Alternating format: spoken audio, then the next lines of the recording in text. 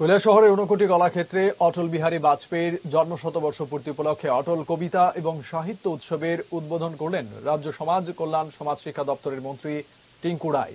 উপস্থিত ছিলেন তথ্য সংস্কৃতি দপ্তরের অধিকর্তা বিম্বিসার ভট্টাচার্য, কালচারাল অ্যাডভাইজার কমিটির ভাইস চেয়ারম্যান সুব্রত চক্রবর্তী, আসামের কবি সাহিত্য ও একাডেমি পুরস্কার প্রাপ্ত দিগন্ত বিশ্ব শর্মা, ঊনকোটি জেলা শাসক ডি.কে. চাকমা প্রমুখ। 160 জন কবি ও সাহিত্যিক ত্রিপুরা, আসাম, পশ্চিম বাংলা থেকে এই অনুষ্ঠানে অংশগ্রহণ করেন। অটল সাহিত্য কবিতা উৎসব চলবে 26 ডিসেম্বর পর্যন্ত।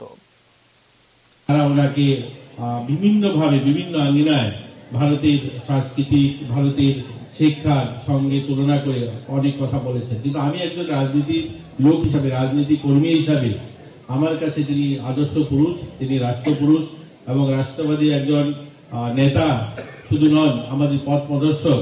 আজ যদি আমরা যারা রাজনীতি করি গ্রামীণ এলাকাতে, বিশেষ করে আমাদের রাজ্যে যারা গ্রামীণ স্তরে যারা রাজনীতি করি, আমাদের রাজনীতি করার যে আজকের যে আমাদের রসদ আমি বলতে পারি, আমরা যারা রাজনীতি করতে এসেছি যারা গ্রামীণ স্তরে, এটা কিন্তু অটল বিহারী বাজপেয়ী। একটা সময় পঞ্চায়েতে যারা দেখতেন আমাদের রাজ্যে, যারা আমার থেকে ধরুন 5-7 বছর বয়সে বড়, যাদের বয়স 50-এর অধিক, 50-60 বছর যাদের বয়স, তারা বলতে পারবেন অটল বিহারী বাজপেয়ীর অবদান এই রাজ্যের বা গোটা ভারতবর্ষের গ্রামীণ রাজনীতিতে।